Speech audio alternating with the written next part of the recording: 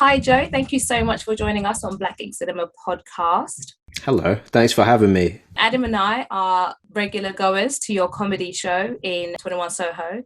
It's very unique because it combines hip hop and comedy, two of my favorite things. Why did you get it started? Why did I start it? Because that's what I do. I do a bit of rap and I'm a stand-up, but I didn't want to make a night that kind of trivialized hip hop. I don't like to. A lot of musical comedians do rap and it's kind of corny sometimes, and I didn't really want to. I didn't really want to enable that, so I thought I'd book proper artists and see what happens. And as you might have seen, it's a real mixed bag. Yes. You don't know what's going to happen. We've had all sorts. You just don't know what you're going to get, but it's good. I love it. Yeah, it's fun. Thank you for supporting that. We are big fans of that. Aside from the Beastie Boys, there's not that many white Jewish rappers. What made you get into hip hop? Man, I just love writing. I love words, and I wanted to be a garage MC when I was really young. Yeah. And obviously, it wasn't really my scene. We gave it a go. Yeah. But, I think everyone gave it a go at one point, to be fair. No, I don't think they did. Everybody now raps. Oh. Everybody raps now. Yeah. But MCing. Yeah, but back in the garage days, even people back then, when there really was nothing to do in the 90s, they saw garage MCing and they were like, I'll leave that to the professionals, actually.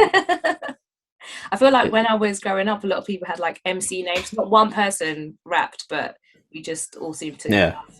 I should have just done that. I should have just had an MC name on the back of my jacket and not made music. Yes. That's what I should have done. Yeah, market that. So there's a lot of rappers who have great punchlines. Have you got any favourite comedic style rappers? Funny bars. You put me on the spot. There's a lot of funny bars. I think a lot of this. One of my favorite rappers is Cass. I don't know if you ever heard Cass. Cass is dead. He's amazing. He says pretty funny stuff. One of the lyrics I like is he's talking about his car and he says engines violent, fuck the environment, which I think is a lovely sentiment. Especially, I'm sure he is very green and recycles and everything, but in that moment. He was saying, let me enjoy a little drive here. I'm not too fussed about the damage to the environment at this minute. Yeah. So I like that line. A funny line I like from Rock Marciano, who's one of my favorites. He has a line where he says, "My hands are groomed like a pampered Jew," which I just find hilarious. Oh, that's okay. No, but I mean, it's not nice there. Well, I mean, I don't know if maybe it's treading on thin ice, but I don't know, something about it I love. Yeah, I mean, I've got a dark sense of humour, so I will laugh at the oddest things. But I am a Jew, by the way, just putting it out there. I know. I know. Spoken about this at your before you get cancelled by your own people. Right. Just fully aware of that. I mean, look, the line itself, it might step on a grey area, but the fact you say, my hands are groomed like a pampered Jew, it's just, the image it conjures in my mind is just like a really, a smart Jewish guy. Yeah. With nice hands, And Rock Marcy's hands are pampered like him. Like a positive diss, isn't it? It's like, Yeah, it kind of is. Yeah, backhanded compliment. So in terms of comedy, who's inspired you in that sense? I think my favourite comedian is Norm Macdonald from Canada. I loved Jack D when I was a kid. That was the first stuff I saw, really. Early Jack D, VHS. I like Chappelle. I like Chris Rock. I like Jerry Seinfeld, Bill Burr. Yeah. They kind of came later. Really, when I was young, I only saw about two comedians for years. Jack D and I don't know who else. I liked Joe Brand when I was young as well. Jack D and Joe Brand. I liked her because she was like the rebel, isn't it? She was like the naughty one and just seemed to say the crazy stuff, which was always welcomed. You have a lot of comedians on your show. Who right now do you rate? Who do I like right now? I like my friend Red Richardson. He's very good. He's at the show this Thursday. He's decent. I feel the kind of show I'm after is I want stand-ups who are like killers, basically. You don't want to do any sort of whimsy, any nuanced sort of character acts or anything. They probably won't work. I don't care who you are. Like, you just gotta deliver and be a punchy stand-up and just deliver the goods, because it can be a bit this audience, they're not very well trained. I'm working on getting them better behaved. It's mostly my fault because I don't, because I went to another show recently and my friend was hosting it. And before the night started, he got on the mic by the sound booth and he's like, guys, are you ready for some comedy? We're all in this together. We're all going to have a wonderful night of comedy. It's going to be incredible. We're going to support the acts. We're going to love the acts. And I didn't do that at my night. I just literally walked on the stage and started rapping at them. So that's probably the difference in vibes that I'm creating. So I need to address that.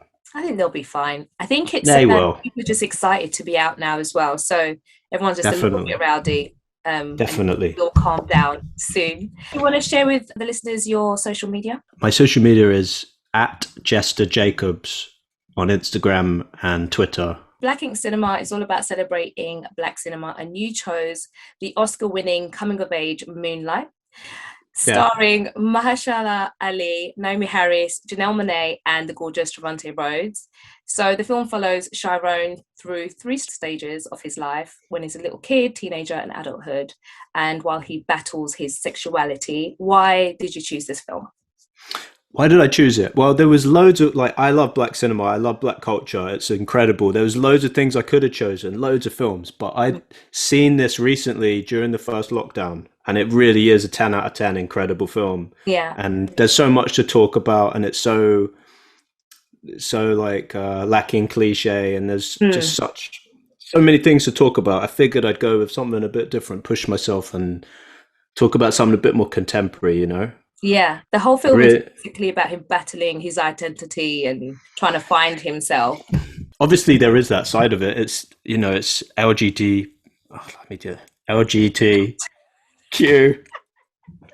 It's an LGBT. I'm laughing because don't worry, I'm going to edit it. So no, don't edit it. So you Do don't not get edit. Cancelled. I am. I'm going to come. They won't cancel me. It's LGTB. Oh God! Don't cancel me. It's all right. I'm down with those guys. They know. Okay. I'm talking about Moonlight. I got them. It's fine. I mean, of course. LGTB. Some real sensitive people out there. So LGTB. Yeah. So I never really watched much of that sort of stuff. I'd seen Call Me by Your Name, which I didn't like. I thought that was kind of boring. I haven't seen that. Yeah, not for me. Not for me. But this one, obviously it is about sexuality and everything. But it also, I don't think it's so that's a general overview of it. It's about a lot more. It's just about love and acceptance, And even though it's about sexuality and everything, you don't see much action happening, There's no dick sucking in that film, and there's, it's not. Sorry, can you swear? It's fine. It's fine. It's fine. I just wasn't expecting. Yeah. I wasn't expecting to say it. It just came out. You just okay. So you just caught me. Very passionate about the film. But yeah, there's no sex in it really, and it's about poverty and a rough place. It's set in a rough place. There's no violence really. There's a bit no gunshots or things that you would expect with that film. For a film set in that environment, I wanted to say there's no hip hop, but there is a couple tracks of hip hop, but it's classical. Yeah. The music is incredible in this film. It's great. It's so beautiful. Yeah. What I like about it is the father figure that Mahershala plays, and then obviously Janelle Monáe's character playing a surrogate mother as well, because Naomi Harris is the world's worst mother in history. Yeah. But I quite like the fact that they kind of step in at a time when he does need that kind of love affection, and they're really patient with him, and it shows the softer side of his very shitty life that he has. And I love the character. I think Mahershala Ali deserved the Oscar because he came in, destroyed the film emotionally, and then dipped. And, yeah. They didn't even fully explain what happened to him. They just Well, I mean, I can get onto that. The thing I like about that is because of how well the film is made. They leave a lot of stuff out like that, which I think makes it really powerful. Actually, makes it more powerful and emotional that he just goes. Yeah. He could have had a big dramatic shootout, and he's dying on the floor, like loads of other films would have done. Nah, he's just gone now. He just and the ghost of him remains, and then by the end, Chiron is basically returns as him effectively. He became the father figure he didn't have. Oh man, I only just watched it again, so like it's fresh in my mind. So I'm Same. rambling. But yeah, I like how the character that he plays. He's called Juan, right? Juan, yeah. I Juan, thought I yeah. have to say it with an accent. Juan. He's such a unstereotype of the character that you'd think he'd be. Is that the right word? Yeah, Because I he's mean, a drug dealer, he's a crook, but he's like the moral anchor of the whole film. He's like, yeah, which I love. I love the reason why I love mm, this film is because it's so layered and all the characters in there and are not just one dimensional. Like, yeah, he's a gangbanger and a drug dealer, but he has so much empathy and compassion and kind of takes this little boy under his wing. And at the mm, beginning, I was thinking, oh God, he's going to groom him to be like the next, mm. shutter in his ends. But actually, I think he just sees that this kid is a little bit lost and needs some guidance, especially when he takes him home and he's like, this is where you live, kind of thing. Yeah, it's amazing. And like he's not a caricature of a drug dealer. You don't see him being violent at all. Like the fact that his home life is actually really quite Nice. quaint. His partner's lovely. I love his partner in the film. Yeah. Teresa, she's Yeah. called, she's amazing, and it's like a real nice little nuclear family, and he's not like you said, he's a gangbanger, but he doesn't live kind of he's not minted. He's just got a pretty normal life. It's not like an elaborate, extensive house. It's pretty basic. Yeah. So there's that. He's not showy. He really just has a job that means he sells drugs. That's it. Yeah. He doesn't glamorize it. It just is what it is. Yeah. Do you have any favorite scenes between Juan and Little? Yeah, of course. The swimming scene. Oh yeah. Yeah. When he first takes him to the beach. That's one of my favorite scenes. And yeah, that's what I was going to say as well. That was my favorite scene on the first watch. And on the second watch, it was another scene I preferred. But on the second watch, I thought about it more and like why it's so beautiful and powerful. And I guess like, yeah, he's like holding him saying, I got you. You're in the middle of the world. It's kind of like saying, it's kind of like trying to prepare him for a tough life ahead, basically saying, like these waves are wild, and like it's gonna get rocky, tricky. If you don't ride these waves, you're gonna drown, little dude. And he's trying to help him. And I read that the kid, the actor, he never could swim, so that was like that was actually happening in front of the camera. He really was teaching him to swim and holding him. Yeah, it's a very, very cool scene. And also the conversation they have afterwards about where he grew up, him being from Cuba, and then where the name Moonlight comes from, because little black boys look blue in the moon, with the moon hitting their skin. And I just thought that was a really nice way to kind of tie in everything and give him some kind of backstory, so you kind of understood where he was coming from and maybe why he has a different perspective to other gangbangers and stuff. So definitely, I like when he says to him, "There's black people everywhere" as well. Oh yeah. I thought that was quite nice, not to limit yourself and just being stuck in this neighborhood. Like, feel free to kind of go and explore the world. Don't be scared to do that. He was dropping some gems on him. I hope the kid remembers. So many, so many gems. In that scene, they also have a candid conversation about sexuality and him trying to understand if he's homosexual or not. And so a boy at school used the F-bomb on another boy, and he says, "Am I the F word?" And so recently, Matt Damon got in trouble for saying when he grew up that word was used commonly and casually around, and so he got a bit of slack for saying that. Use that. Well, yeah, I mean, times change pretty fast. Like, I listened to the Eminem Slim Shady LP recently, and I found it really offensive. And I loved it when I was younger. But things change, and people are always talking about cancel culture, and you can't say things like, you can say pretty much anything you want as long as it's justified. But the real question you have to ask yourself is, why say it? If it's going to harm people and upset people, and like if we've moved on as a society a little bit further to not use certain phrases, then why say it? Why make a big deal about it? Yeah.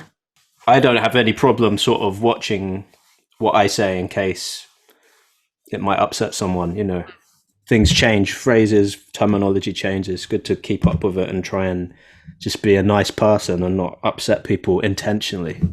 Yeah, it's not hard, right?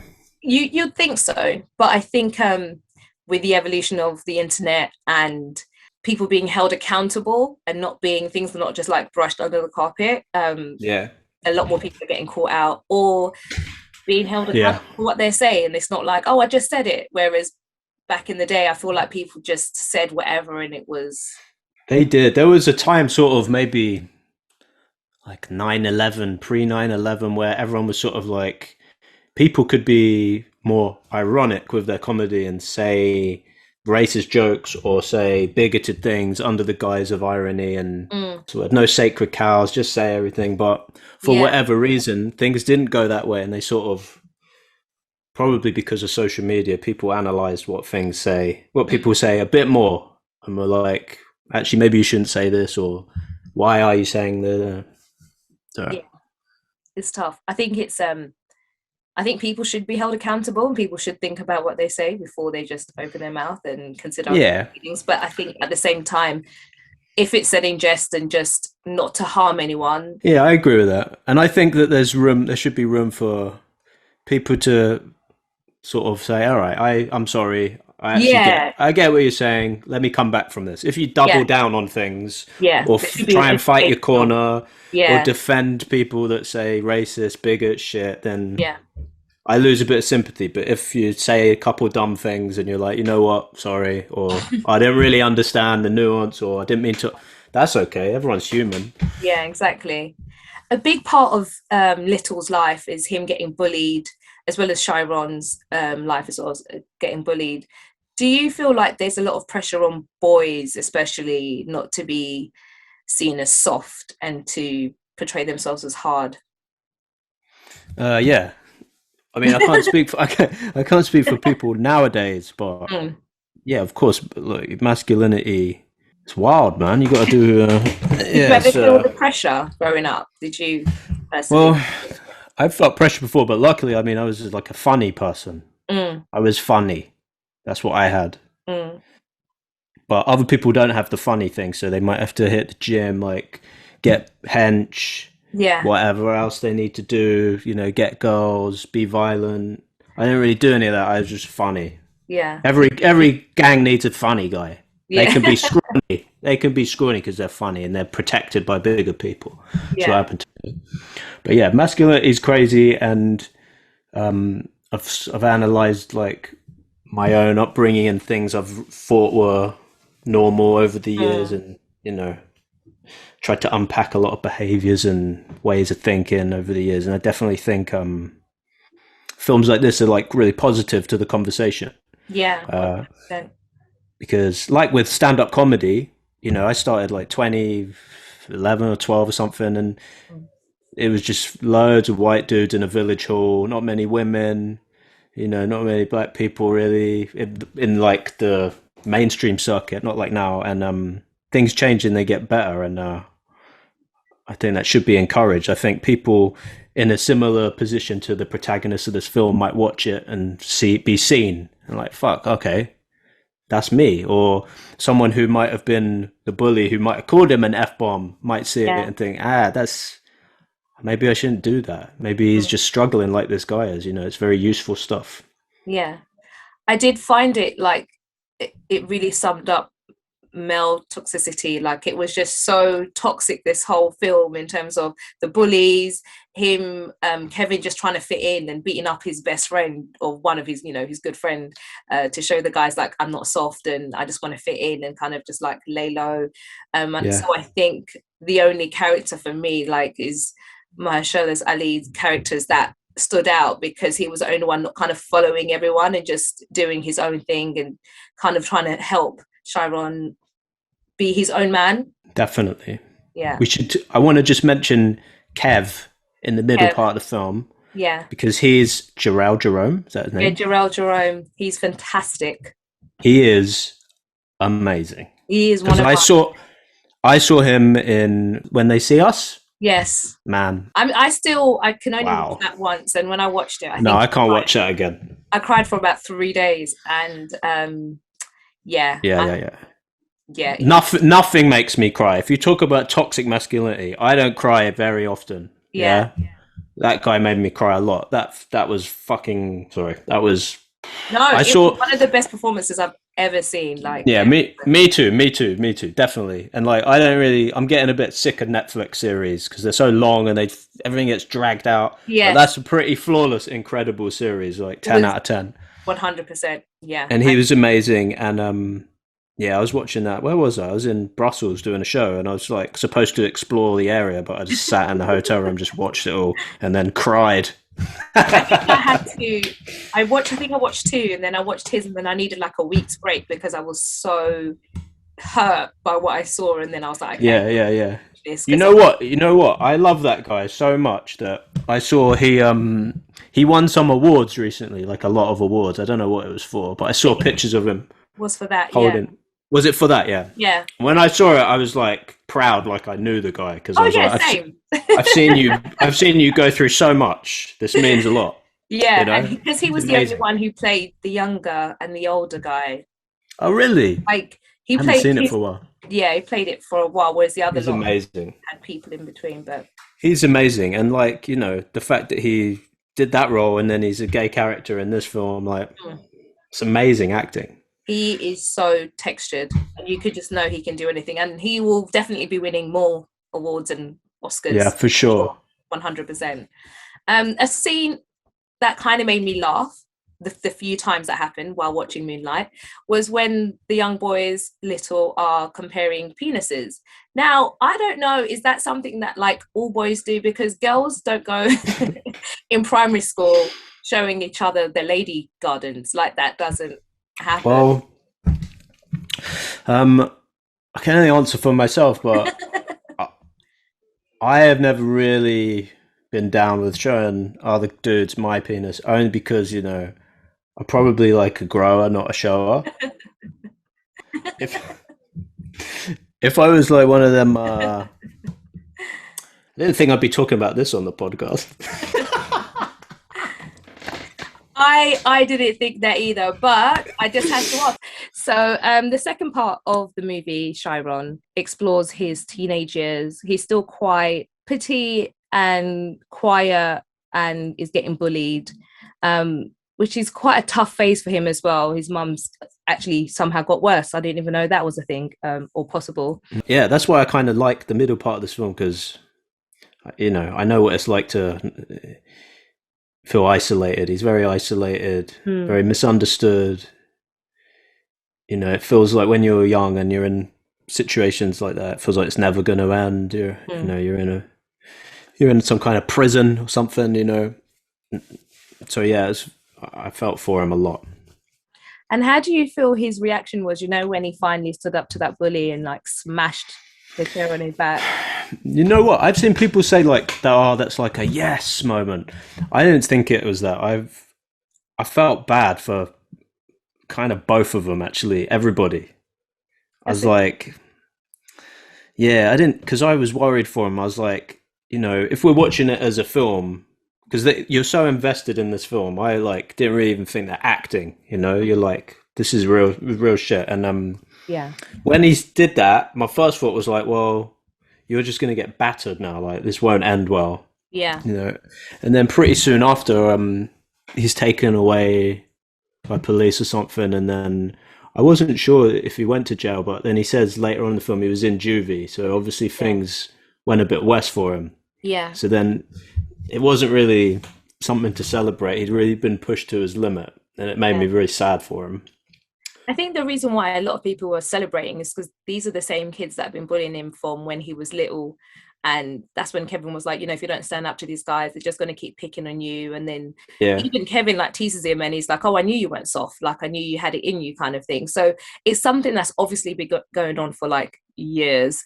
And he's just kind of had enough. And probably the frustration of his life and everything else that he has to deal with, he just had enough. And I think at that moment, he was willing to it was a bit suicidal. Like, he was willing to reap the repercussions that he would get from doing that, if that makes any sense. So I think if it wasn't, it does.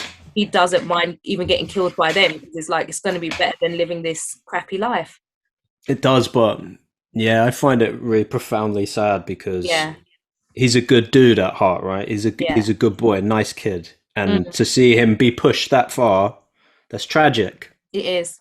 And then It what follows is tragic. mm, And back to what we were saying, if maybe I don't know, this is bit of a reach, but if he'd have seen this film back in the day, or he was growing up in a bit more of an understanding school environment, if things were slightly different, he might not have had to break a chair over a school bully yeah, and definitely. It's the go juvie. environment. So Mm, yeah, and it's kind of like, yeah, I felt sorry for him a lot.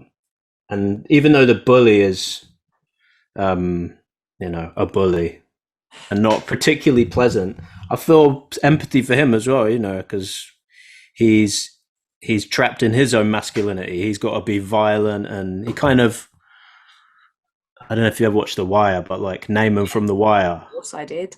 Yeah. Not enough people watch The Wire. What? Sometimes yeah, tell me about it. You meet someone who Never. hasn't watched The Wire, and I'm like, how could you have not watched The Wire, man? I Watch feel The like there's a Wire. few things that if we haven't watched, we can't be friends. I just feel like it's Yeah, The Wire, Seinfeld, one or the other. Watch one of them. yeah, But yeah, like he was kind of like, he might be like a sort of Naaman type. Like he might not be about that life really. He's just putting on a good front. mm, Everyone is portraying their image of what they're supposed to be. yeah. No, Like I who knows? He might be gay. yeah. Bullies resent something that they see in themselves in other people usually. Yeah, you did. I did feel that even from when he was young. I just felt like, why are you consistently picking on this one kid? Like, I just Mm. you maybe like him. I don't know. Just gonna. Maybe, but like the more realistically, he might be from abuse, or he might be Mm. from drug addicted family himself, all kinds of things. So it's sad from both sides. People who are bullied bully, isn't it? So, Yeah. and talking about Kevin, who I loved in this as Mm. well. I think the only kind of sexual act you see is when he's sleeping with the other, like having sex with a girl, and then Sharon walks up and he's just like, it was like the dudest scene I've ever seen ever. It was just like really proud of himself. His transition from this like cheeky kid to where he ends up later on, kind of a charming older guy who's like Love it. I love it. shed that part of himself, and he's like this, just like, I'm comfortable in my skin, I don't care what anyone says, like, and so should you. I love it. I didn't like middle Kev. I like end Kev. Yeah. Middle Kev was a bit of a dick, but yeah. Middle Kev was just yeah, he didn't behave very well, but final form of Kev redeemed the character a lot. I loved it. I was really fascinated by his story. Yeah. What happened to him on his journey, because obviously he had a daughter, right? Mm. He said he went to jail for a bit, Yeah. I believe, and he's working this like low paying job. He says it's sneaker money job, but he's happy. So obviously he'd been through some stuff as well, a great deal of stuff that you just, again, like with the fact that Juan's character just disappears. You don't see Kev for that whole period. He must have gone through hell as well, clearly. Yeah, and he was quite content with his life and quite happy, which was nice to see. And in comparison to Chiron's character, Black, at this point, who just basically became another version of Juan, but just wanted to shed and forget that like scrawny little guy that he left where he was from, and just buffed up, got the grills, and just had that whole persona of like drug dealer. Yeah, it really shocked me to see, like, that's another point where you have to do the math in the film, because they just show him going off in a police car, and then the next time you see him, it's fucking huge. He's fucking ripped. Yeah. And I just thought, like, can you imagine what he's been through to get to that point? Yeah. Between where you last saw him and how he is now. Like, you can only imagine that, the pain and the hell he's been through to get, admittedly looking beautiful, but it's gorgeous, no complaints here. But yeah, like, man, so I thought that was kind of powerful as well. And I don't know much about the actor who plays him at that point. I think you're a fan. You're a fan, aren't you? Toronto Rhodes, 1990. No, I'm playing. Yeah, he's amazing. He's amazing. No, he played that really well. When he stole the show. Like, people really love the first third of this film, but on a second view, that final half hour with him, because what I liked about it as well is because his aesthetics are intimidating, very cool, collected, but when he's in front of Kevin, he shrivels up back into that little boy that he once was, and you can just see his mannerisms, everything kind of change and revert back to that person. And even Kev obviously asked him, like, who are you, like, who are you trying to be? I don't know why you're acting like Who is you, Sharon? Who is you, Sharon? So I love that relationship, how Kevin has this power to kind of make Sharon kind of vulnerable and soft, if that makes any sense. There's a nice scene where Kev says the grills. Yeah, and it's like he knows that he's putting on a front, literally. He's taking it out, it's clever. Yeah.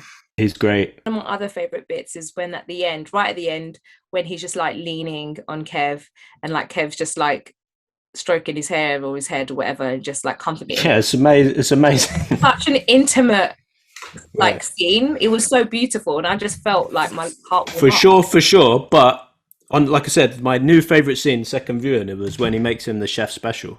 Oh yeah, that was cute. That was really cute. It's really, really sweet. Like food's a big motif in that film, Yeah, it is. Like in the beginning, he's eating in the fast food place, and he's cooked that delicious meal with Juan and Teresa, and it's very important. And then Kev really takes his time. It's made with a lot of love and care, and I think it's it's more intimate in some ways than some other stuff he could have done. It's very powerful. It got me. I thought it was very sweet. Yeah. A little fun fact about this film is Barry Jenkins kept all three Chiron separate and for meeting each other so that they could interpret their own version of Chiron. Really? Yes. But which was nice because you could still see elements of them kind of evolving, which was definitely.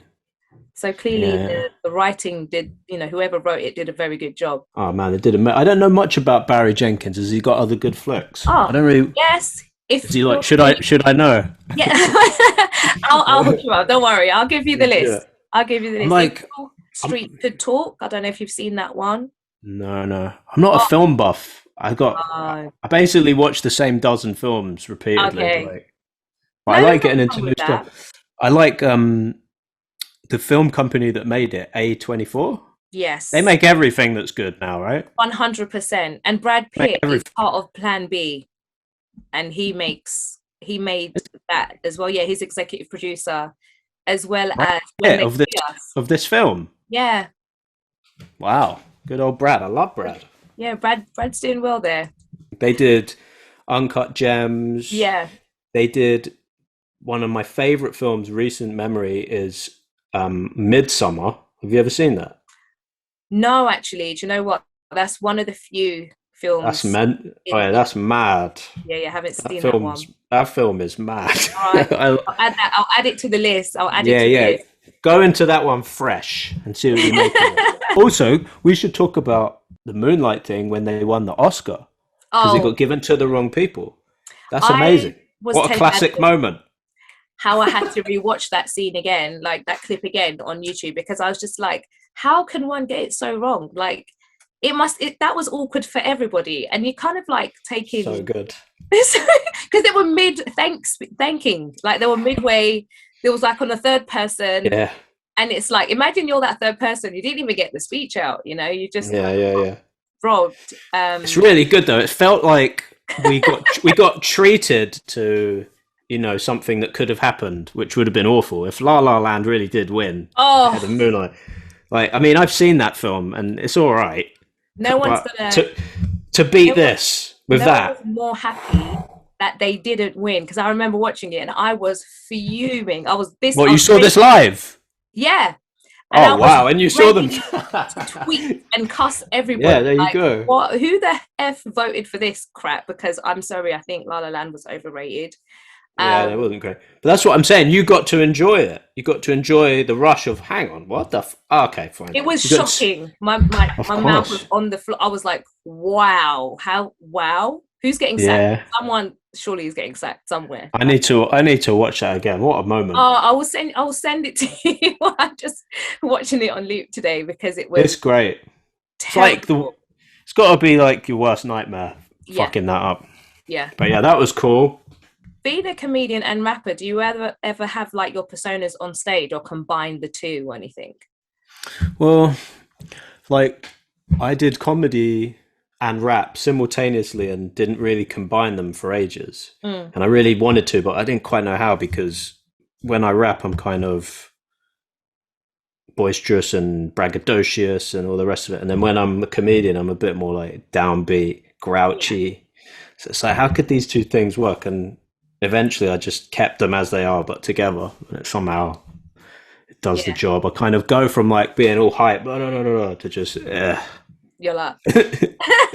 which I think is quite funny. And I used to worry about, you know, what happens when I'm getting older and I lose the passion and everything. But now I just think it would just become funnier, because I'm still having to do a rap before I can do my joke. So that's quite amusing.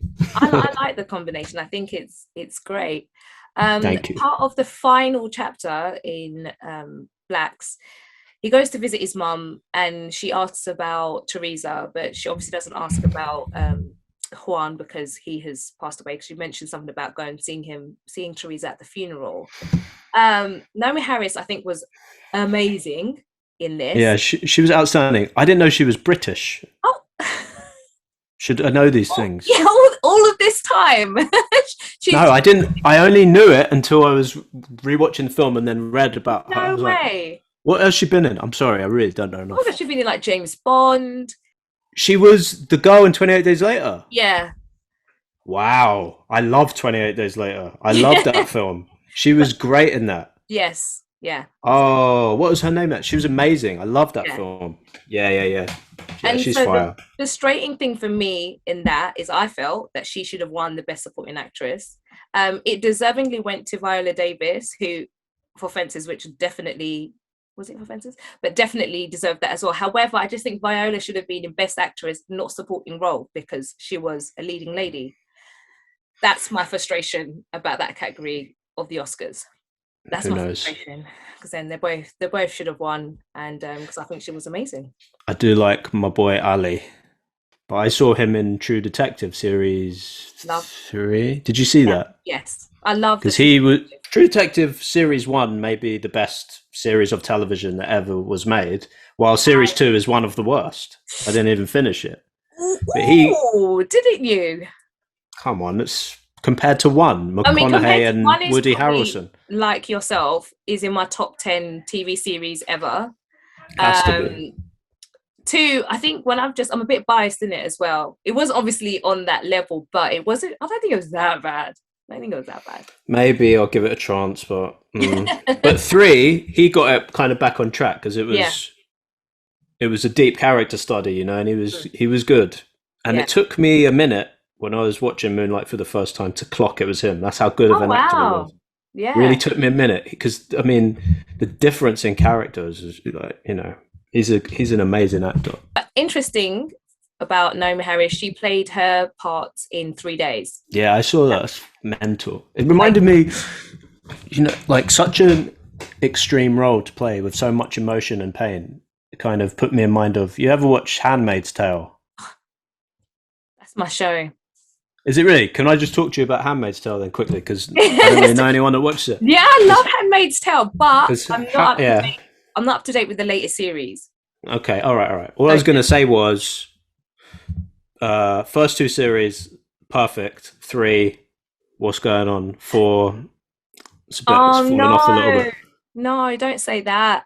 I think so, anyway. But what I was going to say was, because of what you were saying about, is it Naomi? Yeah. Elizabeth Moss, I think, I've never known a character. She's amazing. That has cried so much.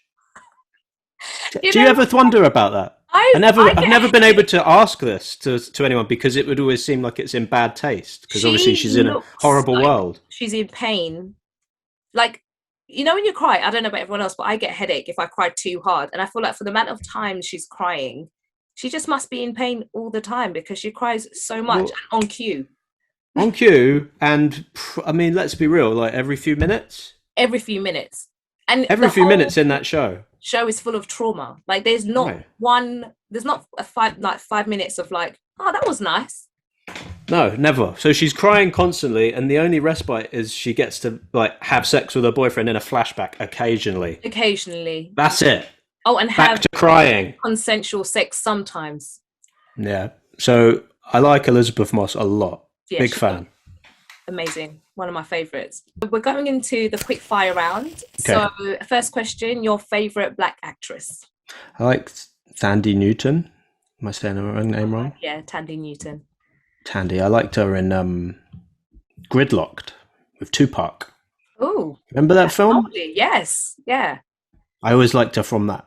She was an English woman in a film with Tim Roth and Tupac, and she was cool and beautiful. Yeah, and I watched that as a kid and didn't really know kind of what was going on almost, but I thought she was great. I liked how she was singing. It was just, it was, and then she's in Westworld, but I don't like Westworld particularly.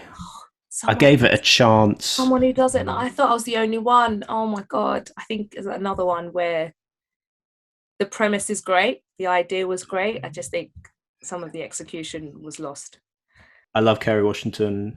And I'm in love with Nathalie Emmanuel. Game of Thrones. Yes, Game of Thrones. I mean, for me, Hollyoaks, because that's where I don't watch Hollyoaks. Yeah, that's where she's in Hollyoaks. Yeah, she was in Hollyoaks, and so when she popped up in Fast and Furious, I was like, "Go on, girl, good on you." Yeah, she's killing it. Yeah, I love her. She's great, and she's excellent. Game of Thrones. I was really proud. Who would you go with? Oh, I don't have one. I have so many. Angela Bassett, Viola Davis. Okay, what about actors? Black male actors. I love Lawrence Fishburne. I love Denzel a lot. I love Idris Elba for The Wire, particularly because I've been rewatching The Wire recently, and I've noticed, because this was before he was like a national treasure, which he is now. Which a lot of Americans didn't realize he was British until after, and they were like so hurt. But I watched it recently, and his accent is a bit shaky in parts. It's really funny to notice when it sometimes goes for South London all of a sudden. It's fucking amazing. I remember clocking that the first time. I was like, I didn't. It's like this. No, I'm not buying it. He literally goes South London like proper, but I love Idris Elba because just iconic, man. Come on, yeah, you've got. But I loved him for that. He could have done that, and he's a legend for me already. But since then, everything he's done since, he's just good vibes. Yes, good guy, good vibes. 100%. What about favorite Black comedian? Chappelle. Come on. Favorite Chappelle before the pandemic. That was my last show before the pandemic. Oh, was it? I'm due to see him when he comes down here. It's like with his £120 ticket. Listen, they already postponed it. It was supposed to be in August, and when I got that email, I was like, "Who do I kill? Because don't cheat me out of this." I'll be looking forward to it. What about your favorite UK rapper? I'm gonna go with Cass is Dead, but I'm also gonna say, like, if we're talking favorites of all time, like, we've got to say Dizzy, but I'm going to give the special top spots to Skepta and Giggs, because I kind of like Idris Elba, the Journey, man. Journey's crazy. Like, Giggs has been knocking around for so long, and he's so good. Love Giggs. I used to tell people in 2008, when Walk in the Park came out, I was like, this guy is a genius. Yeah. I feel like the way he says, and at the time, he just grunted. It's him straight away. People were like, "No, this isn't serious." But I'm telling you, the guy's like, he writes some amazing shit. I would go as far as to say "Talking the Hardest" should be the national anthem, because when that comes on, everybody and their mum knows the words and says it. It's such a nice moment. My favorite is Kano. That's my favorite. Yeah, I got Kano is the people's champ. I never really. He's all right. He's a bit too techie. Whoa! Careful. I know. I will cancel you. Like he makes back like he's made banging albums. People love Kano. I love him. I'm not going to take any. I mean, no, Kano is a don. He's got absolute tunes. Yeah. Let's be real. Yeah. A lot of tunes. A lot of tunes. What about best rapper turned actor? I'm gonna say Sticky Fingers. You ever Okay. see? Do you know Sticky from Onyx? No. Well, because Sticky Fingers, not only does he have the like one of the best rap voices ever, Okay. he killed Eminem on his own song. Hmm. Not many people can say that. Like killed Eminem on Marshall Mathers LP. But loads of rappers can act really well. Have you ever noticed that? And they can all act. Yeah. They're pretty good. But yeah, I'd go with Sticky because he's a cult classic. Yeah. And favorite all-time black-led movie?